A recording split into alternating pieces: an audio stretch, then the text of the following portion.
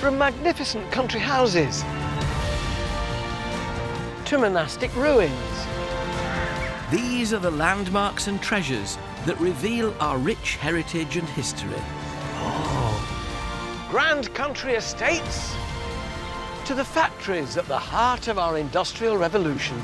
These are the buildings, landscapes and stories that uncover Britain's amazing past. It really is living, breathing, isn't it? From the wilds of Snowdonia to the dramatic Dorset coast. Join me and a host of celebrities with a passion for the past as we explore the riches, treasures and secrets of one of our most loved institutions, the National Trust. From the prehistoric... I have never found anything like this. ...to the present day. Congratulations! The Trust has given us behind-the-scenes and below-stairs access... Are we going right to the ground? ...to some of its finest buildings and locations. There was gold under these hills. We'll meet the people keeping our historic traditions alive. Incredible!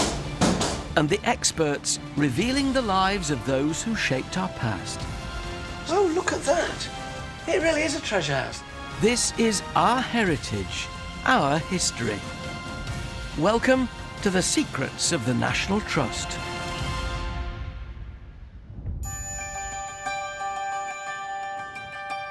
Today, we're in the Lake District, a place that inspired one of the best-selling children's authors of all time, Beatrix Potter. Because hidden behind her famous tales lies a real-life story of how a formidable woman... She was unsqueamish enough to actually skin him? ...abandoned her hugely successful writing career. The thing about Beatrix was that she was becoming not just an author, but a brand. And exploited her character's fame to become the Lake District's greatest guardian. This managed to make sure that all that out there would be preserved for the nation. Also, Joan Bakewell travels back to where the National Trust first began. Congratulations! The first part of the jigsaw. Oz Clarke finds his way into a top-secret nursery in search of some of the rarest plants on Earth. You got barbed wire on the fence. You do get some crazy people who are plant collectors. And Susanna Lipscomb is witnessing how the preservation of a coastline helped save a species. Oh, I think I see one or two. But before all that,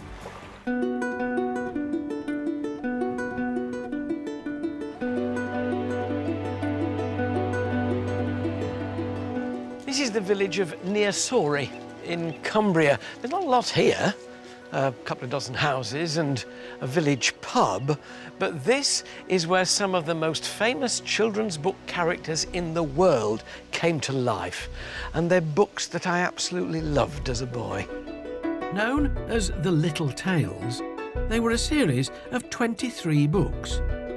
Colourful stories about the lives of human-like animals, offering a quintessential view of English life. And it's here, on the streets of Nearsori, that Beatrix Potter found inspiration for the stories and pictures that fill the pages of her books. While our characters were having adventures outside the local pub, their creator was busy writing her next tale in the house next door. Nestled in the centre of the village, up this long garden path, sits Hilltop Farm, a rather unassuming 17th century cottage, once part of a 34-acre working farm. Bought as a holiday home by Beatrix Potter in 1905, with the proceeds from her first 5 books.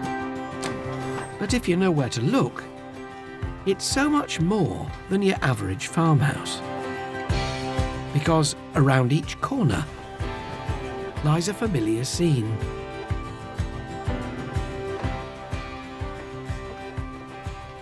Of a garden and a farmyard. It's very atmospheric. It feels as though she's still here. You know, she must have woken up in the morning in that bed and sun streaming in through the window, looked out on her lakeland garden and thought, ooh, I think I'll send Jemima Puddle Duck down there today, by that gate. Beatrix's career as an author began in 1902 with The Tale of Peter Rabbit. The book was filled with page upon page of Beatrix's own hand-drawn images of animals. And it's how she managed to create these lifelike drawings that gives us our first glimpse of the real Beatrix Potter.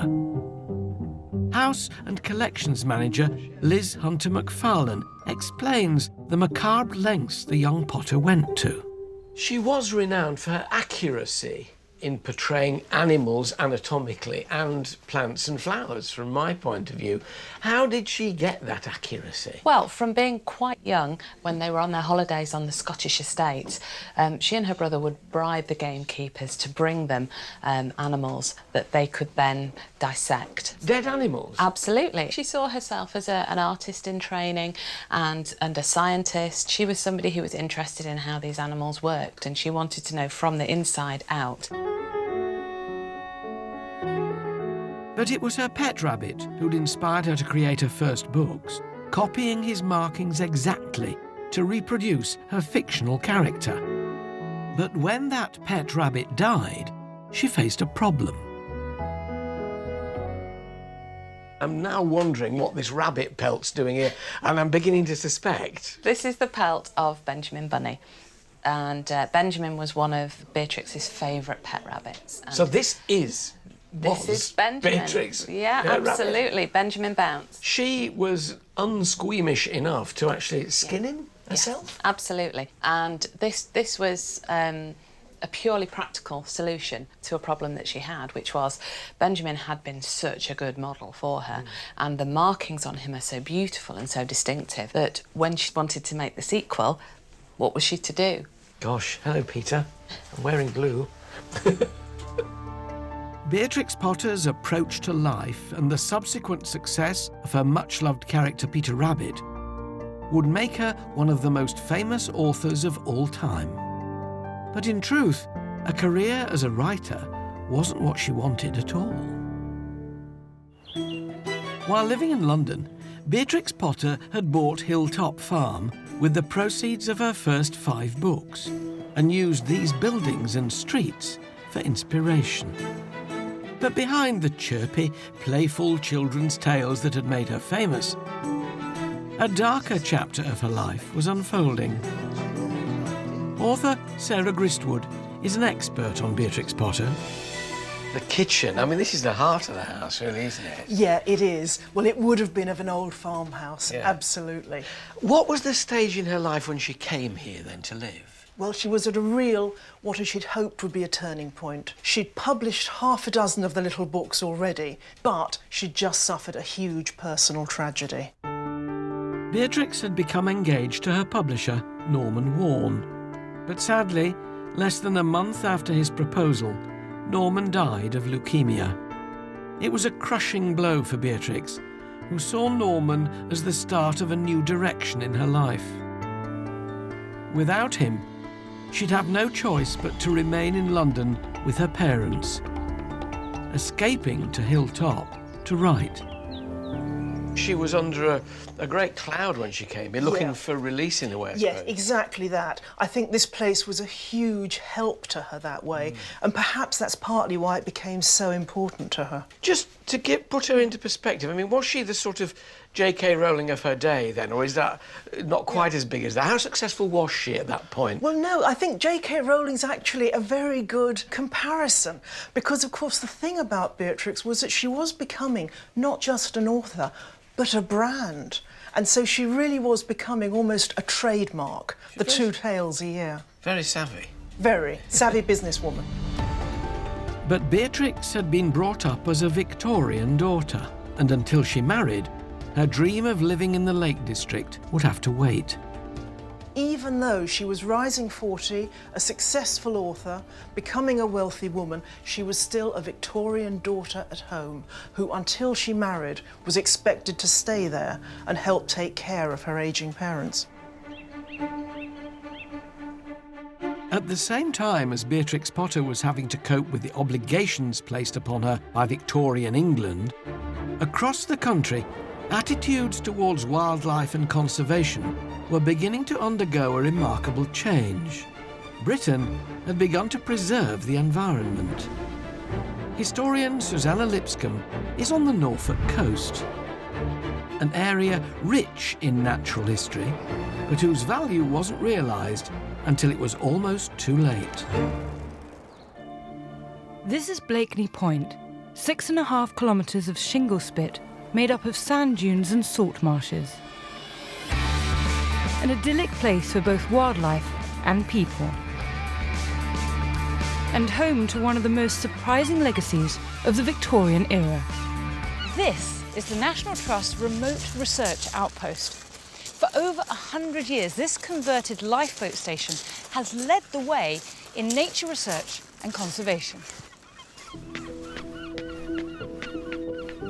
It might seem obvious today, but in the late 19th century, people were seemingly oblivious to the damage they were inflicting on the world around them. Here on the point, with no legislation to stop them, shooting parties and local fishermen had free run, decimating the seal and bird population.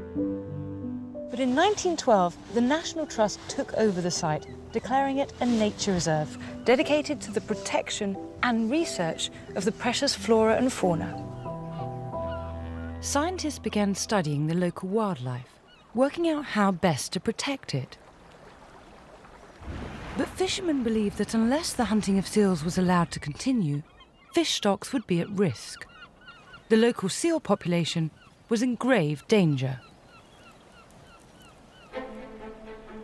Hello, Susanna. Lovely to meet you. Lovely morning. I'm looking forward to this.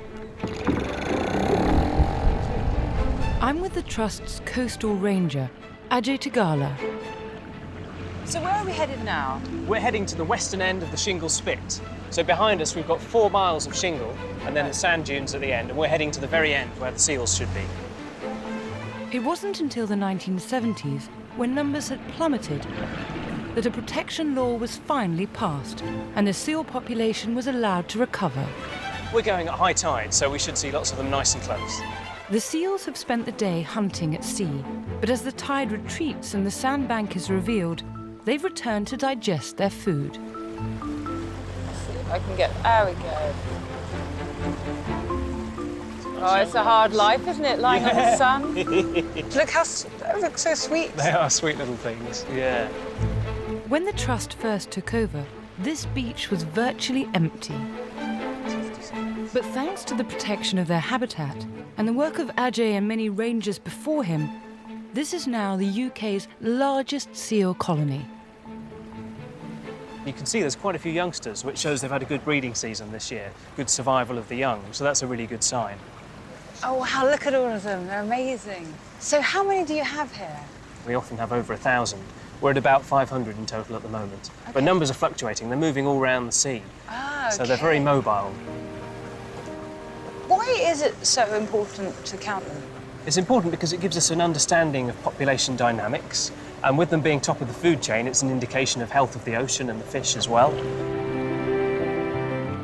Had it not been for a change in attitudes over a century ago and the start of conservation as we know it, this seal colony and many of the other precious species might not be here today.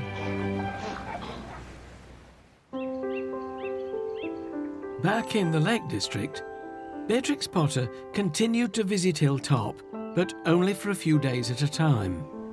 She must have written and illustrated more books when she came here, because I recognise the pattern on the bottom of that dresser from one of the books. Yeah, you absolutely do.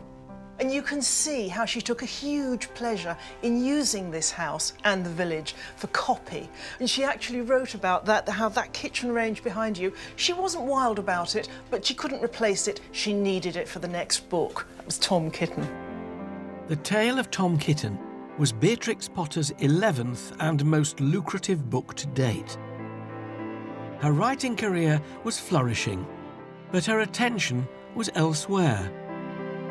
And with the help of local solicitor William Heelis, she'd acquired a new focus, buying up key pockets of land around the village. The couple soon became engaged, and Beatrix was finally able to escape London and begin the life she'd always wanted to live. So when she did marry, when she did come and live here permanently, she then changed from being an illustrator and a writer of children's stories to being a farmer. What really fascinated me about Beatrix Potter is that her life fell into 3 completely different stages. And what we think of, the writer of the little tales, was really only quite a small part of it. When she married in 1913, her life changed completely. She was Mrs. Heelis. She didn't want to be even called Miss Potter, Beatrix Potter, anymore. She was a farmer, and that's what she wanted to do for the next 30 years that remained to her. But becoming a farmer was just the beginning of a life she'd been planning since she was a teenager. I'm heading for the shores of Lake Windermere, the location of a childhood summer holiday and a meeting with a man who would change her life forever. Here to show me round is Hilltop's house and collections manager, Liz Hunter-McFarlane. I've seen a photograph of Beatrix and her family standing in front of this castle. What is it?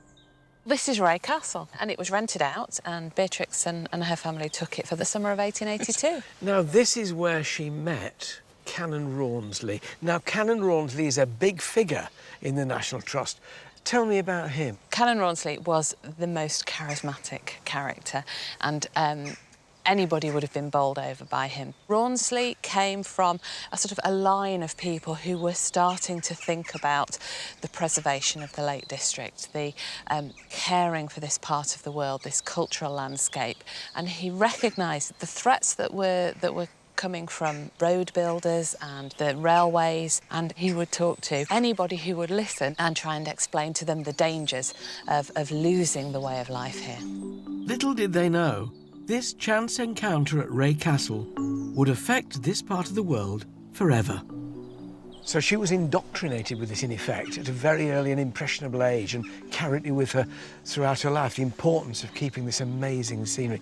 I mean, when she must have looked out across that view, who could fail not to want to cherish that? The fells with the sun on them, it really makes you want to hang on to this, doesn't it, as a landscape? It's glorious. Absolutely. But Beatrix's new friend, Canon Rawnsley, was more than just a passionate speaker. He had ambitions of founding one of the largest landowning organisations in the country. Joan Bakewell has put on a life jacket and gone to visit the place which inspired it all. I'm on Grasmere in the Lake District. I have to say, on a golden morning like this, you don't need an excuse to head for this very beautiful little island. But there is something else about this island. It's the spark that helps in the creation of the National Trust. Canon Rawnsley adored Lake Grasmere, in particular, its island in the middle. But in 1893, this island was put up for sale, not only putting it at risk from developers, but making it out of bounds to Rawnsley and the general public. Without money or a legal foundation, Rawnsley was powerless to stop the sale. As historian Merlin Waterson explains, Rawnsley was going to need some help. There were 3 founders of the trust. There was Canon Rawnsley, and then there was Octavia Hill and Robert Hunter. Octavia Hill had all these influential friends and was able to generate a lot of support that way. But Robert Hunter was the genius who realised how you could create a body which had these statutory powers. Their plan was to acquire vulnerable land and buildings, protecting them from the ever-increasing threats of the Industrial Revolution and keeping them open to the public. But it wasn't going to be easy. How did he get the money together? Octavia Hill was very clever at raising money. She had a lot of very influential friends, and when these inaugural meetings were taking place, very well-heeled people came, and people with real political influence. So she brought that to the party. The renowned social activist's list of contacts went deep into London's high society. Such names as the first Duke of Westminster, Queen Victoria's daughter Princess Louise, and one Helen Beatrix Potter, one of the fledgling trust's major donors. The trust soon set about acquiring more land, and has since become one of Britain's largest landowners. With over 600,000 acres, more than 300 properties, and 775 miles of British coastline on its books.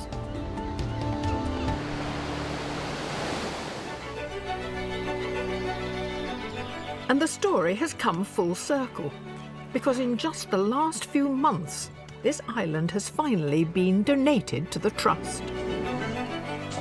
Well, here I am.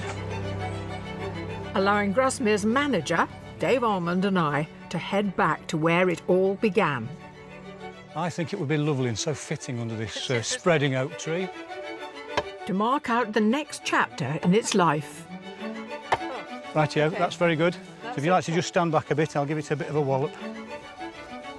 One that will allow public access to it forever. One can only imagine how thrilled Callan Rawnsley would be. First piece of the jigsaw. It's really extraordinary. It's taken 120 years to get this island. It was where the idea began. 120 years roll by, and we've put it back. It's great. Yeah.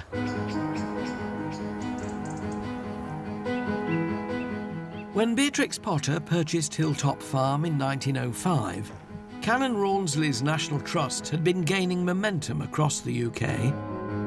Inspired by her old friend's achievements, she vowed to do everything she could to conserve even larger areas of her beloved Lake District. So when Troutbeck Farm was at risk of becoming holiday lets, Beatrix Potter snapped up all 2,000 acres of it. But it wasn't just the income from her book sales that made this possible. Beatrix was a smart businesswoman, decades ahead of her time, and she knew that to achieve her goal, she needed to exploit the commercial power of her much-loved characters. Didn't she patent Peter Rabbit quite early on? She did. She created the first Peter Rabbit doll, and in fact there's a photograph of that she sent to the patent office to register her Peter Rabbit doll, and here he is, made with a real rabbit pelt. Oh, so she made this? Yeah, the bristles from a broom and lead shot in the feet to weight him down, so very child-friendly. And unfortunately, she couldn't find a British toy manufacturer at the time to produce this doll, so the first Peter Rabbit dolls were made in Germany by Steiff. Who make the famous teddy bears? The very famous button-in-the-ear teddies. And so this is one of the very first Steiff Peter Rabbit dolls that appeared on the market. And if you took that onto the Antiques Roadshow now, I mean, that's worth an awful lot of money, isn't it? Well, the provenance of this one, of course, makes it worth that little bit more. Oh, this is hers. So this belonged to her, yeah. Gosh. Hello, Peter. The range of merchandise known to Beatrix as the Little Sideshows was vast, with everything from board games to must-have children's gifts. She's doing this because she knows he's a money spinner. So, yes, she's writing delightful children's books, but she's got a great business sense as well to do all this. Absolutely. I mean, Beatrix was the original sort of merchandise guru. She beat Disney before Disney knew what they were on then, really, Absolutely. in terms of this kind of thing. Yeah. And Peter was the first licensed character. In the later days, she was really pushing her publishers to say, which new Little Sideshows have you got coming out? What are you producing now? She really wanted to make sure that they were making the most of her product. You know, it's absolutely fascinating to look at the romance of the picture and what's out there and to think that, yes, but this managed to make sure that all that out there that she painted would be preserved for the nation. Her plan was making her rich, and in 1930, when the Trust couldn't afford to buy over 3,500 acres of the Monk Coniston estate, Beatrix Potter stepped in once again. Age 64, she was finally achieving what she'd set out to do. The purchases gave her power and responsibility in the region, power the National Trust still wields today.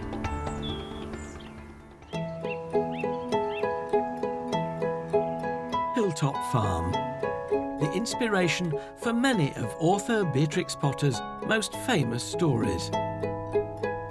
But it's outside, in her garden, that one feels a connection with her two most famous characters, Peter Rabbit and his cousin, Benjamin Bunny. If the little rabbits were here today, This is where I'd find them, in Hilltop's garden, cared for by head gardener Peter Tasker. It's his job to keep it just as Beatrix would have had it over 100 years ago. But round the end of a cucumber frame, whom should he meet? Not Mr. McGregor, but Pete the gardener. Lovely to see you. What are you doing? Just putting out some wallflowers. Oh, go on then, I can't resist. Chuck me a few over here. I'll keep my hand in. You know. Was she a keen gardener, Beatrix Potter, do we know, Pete? She was a keen gardener. She'd never really done any gardening until she came to Hilltop. But when she got here, she was obviously interested in the natural world and gardens, so she really went to town with Hilltop. Yeah, because it wasn't the thing that well-brought-up ladies in long frocks did. It wasn't at all, no. Young ladies of her social standing were basically just encouraged to find a husband, a suitable husband, and that was that. So she kind of railed against that and decided she was going to do all sorts of manual stuff as well. And, of course, the garden features in so many of the books, Jemima Puddle Duck and the Rhubarb and the Gate. Yeah, we've got Jemima's rhubarb patch behind us, and the main path features in The Tale of Tom Kitten. There's a picture of Tom and his sisters in their Sunday best, heading off down the path. There must be a great pressure on you to keep it looking like it did in her day. There is. In some ways, it's nice to have these pictures because you can base your design around them. From your and my point of view, it's lovely that it includes so much gardening within its pages. It's just that we now are branded, all we gardeners, as all being as grumpy as Mr. McGregor. Well, that's true, yeah. Mr. McGregor didn't do us any favours, really. He didn't, really. Although I have to say, I think he was justified in a lot of his grumpiness. I think I would have been the same if the rabbits had come and taken all my onions or eaten my lettuces and stuff like that. It can be hard work at times. Even if they're called Peter. Even if they're called Peter. I have to tell you, in my garden, rabbits aren't generally called Peter. They're called something else. Yes, exactly. Give us another wallflower. There you go. Come springtime, these wallflowers, which Pete and I are tucking in for the winter, will burst into life. But across the UK, many plants face an uncertain future. Oz Clarke is at a secret location to find out more. This is not exactly your typical National Trust property. Gone are the welcoming smiles, replaced with high fences and razor-sharp barbed wire. It's more like entering a top-secret facility. This is a place that you won't find in any of the Trust's guidebooks. In fact, they'd prefer to keep the exact location under wraps. And with good reason. This is the home of the most important plant conservation initiative the Trust has ever undertaken. Precious blooms that are considered as valuable as fine paintings or grand, stately homes are brought here. Gathered from the Trust's 200 gardens across the UK, this place ensures the survival of some of their rarest plants. This is a cutting from the Ankerwick yew. That's the tree which saw the Magna Carta being sealed in 1215. And the tree's about 2,500 years old. The Romans hadn't even arrived then. This is our native juniper. Here's the female with the berries. Here is the male. This is the only male of its type in existence. So for the sake of English gin, gotta preserve this.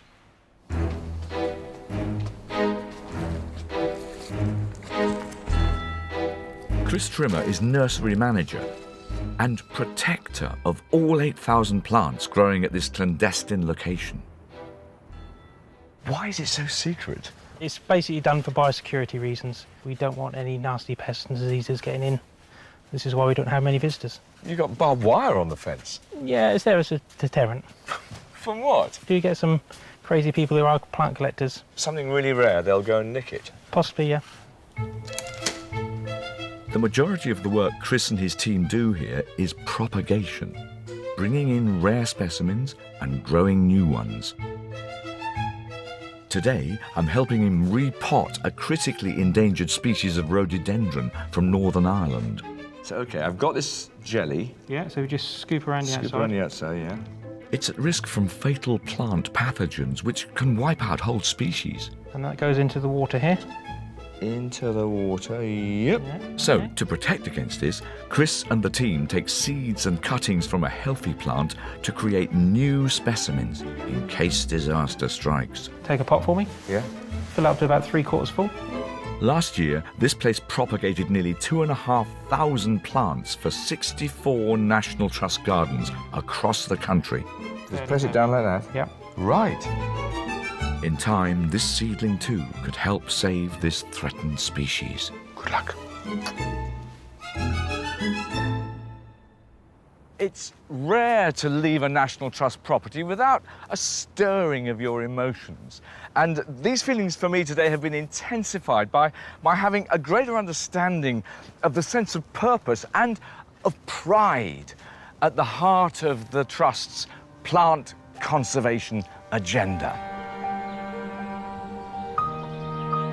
Back in the Lake District, over 90 years ago, Beatrix Potter was taking on yet another challenge, preserving a local endangered species, the Herdwick sheep. Wool prices had dropped and numbers were declining. The livelihood of Lakeland farms was at risk. Having used her wealth to buy up huge parts of the Lake District, Beatrix was able to protect the traditional farming ways from the large-scale developments of the 20th century. Today, the National Trust has to balance that same farming heritage with tourism and conservation. But for General Manager Jeremy Barlow, getting that balance right isn't always easy. This was her land, and it's still Herdwick sheep, her sheep, on the fields there at the foot of the fell. It's important to keep it a working landscape, isn't it? Absolutely, and she really understood that. She wanted this to be a living, working landscape. But the challenge is about how we put the natural environment at the forefront of the agenda, while at the same time making sure that this land continues to be living and working and producing food. Conservation isn't just about preserving things and wrapping them up in cotton wool. It's about managing change. What are the difficulties that are presented by what you have to offer tourists and making sure this is still a practical landscape? When do you find the difficulty comes there? Well, see, there are always pressures. With 15 million people coming to the Lake District every year, there are pressures on access, on footpaths. There are issues around the management of things like dogs with livestock all around. It is a really delicate balance. The Trust is not without its critics. You're sometimes accused of being too muscular. I mean, particularly up here in buying tracts of land. We have to be really sensitive to the way people feel about this. So we have to listen to what local people and people throughout the world who love this landscape and have come here on a regular basis, what they feel about it. Each year, Hilltop Farm attracts over 100,000 passionate Potter fans from right across the world. During her career, Beatrix Potter published dozens of books, extraordinary tales about the adventurous lives of human-like animals. Such was their popularity that Beatrix was able to create and sell merchandise right across the world, using the profits to buy land for the National Trust. Today, these items have become highly collectible. But rather than collect Hilltop memorabilia, Japan has built its very own replica. It's just north of Tokyo, and it's exactly a third bigger. Why do you think Japan particularly? Well, we think it's a number of reasons. We think that because the books were translated into Japanese right from the early days, about 1917 was the first translation. And also, at one point, the books were taught as an English text in schools, so they learnt English from the little books. But also, the stories are the quintessential view of England. I mean, wouldn't you just love England to look like that, you know, everywhere?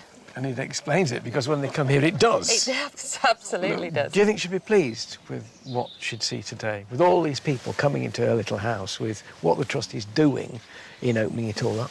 Well, she was always surprised at how she called Peter's perennial charm, the fact that people were still interested in the storybooks, even from the time when she first wrote them up until her later years. Who wouldn't be flattered by that kind of attention?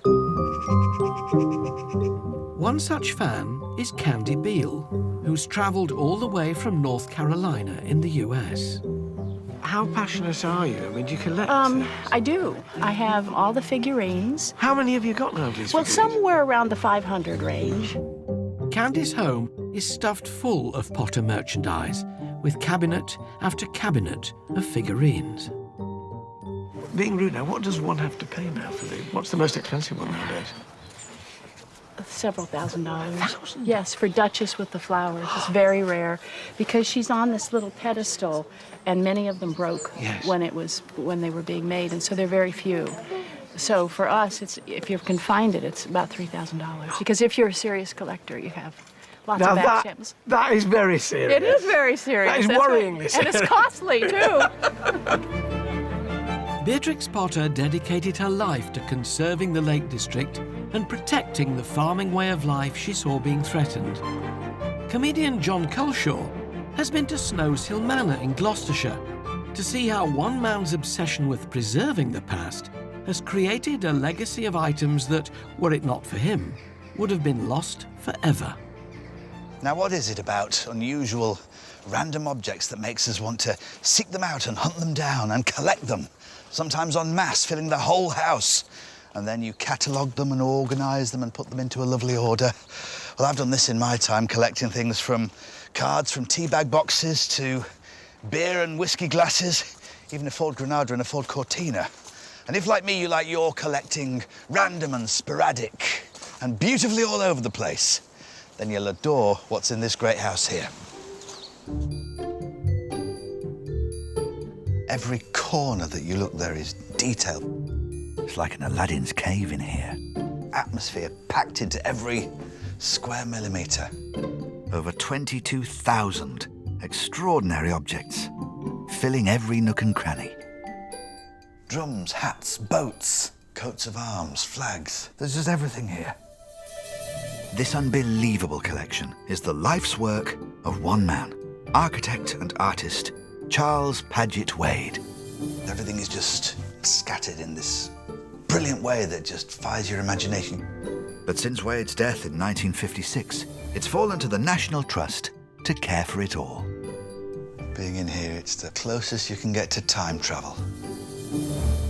Beetles and stick insects. And above, the largest lepidopteran moth in the world. I'm finding out more about this extraordinary man from the Trust's Harriet Groves in the aptly named 100 Wheels Room. This is the kind of Tour de France I would like to see. Look at that. What sort of character was Charles Paget Wade? He was a very talented artist. He trained as an architect. He used to throw parties for his friends, and they'd all dress up in his costume collection. And they'd perform really Victorian Gothic plays. And you can imagine it was quite atmospheric here when he was in. I think he would have been quite an unusual but interesting person to have been around. Wade's appetite for collecting was prolific. But why is his collection so random? He bought things that spoke to him, I guess, in a way. That he saw the beauty and the craftsmanship and the design in them. And I think he could really appreciate the work and the time that was spent to make certain objects. And Wade certainly appreciated clocks. A clock made entirely of wood. I wonder how that sounds when it's working. Maybe like a very ordered, slow woodpecker, something like that.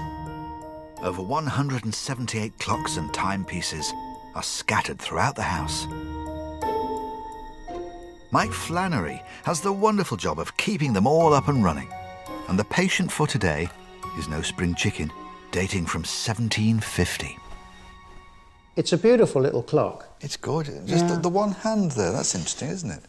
In the day this was made, this clock would have been set off a sundial.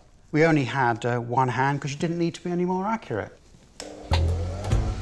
Here is the vacuum cleaner. Every year, this old-timer gets the once-over. And I've been given the rare chance to give Mike a hand.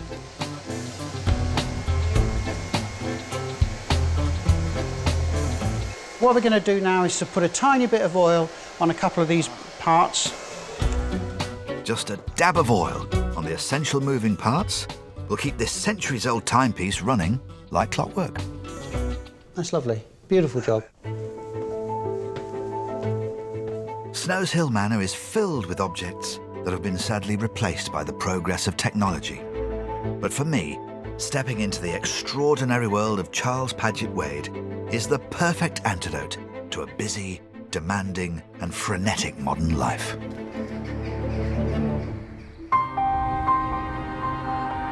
Whether it's rare clocks in Gloucestershire or precious landscapes in Cumbria, history will always remember those who've paused to care for our nation's heritage.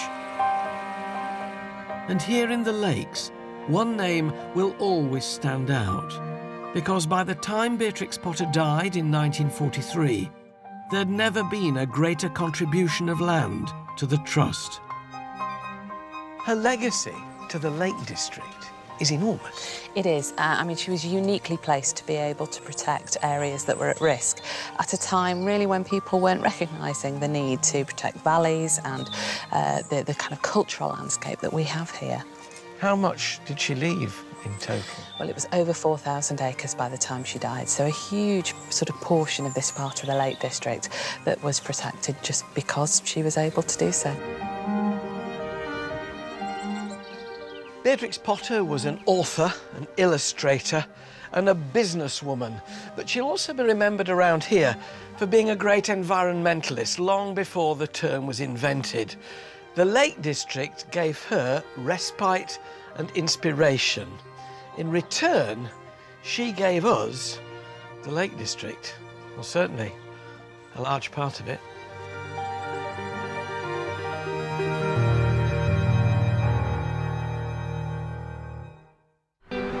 Next time. Oh my goodness! I'm going behind the scenes at Attingham in Shropshire. Ooh, I was expecting ice cream. To see how one man blew a family fortune. Who are they expecting for dinner? Comedian John Culshaw uncovers a World War II secret. Oh, then look at this. And Annika Rice fishes one of the most expensive rivers in the UK. Just all action. Are we going right to the ground? No. We're down. Oh!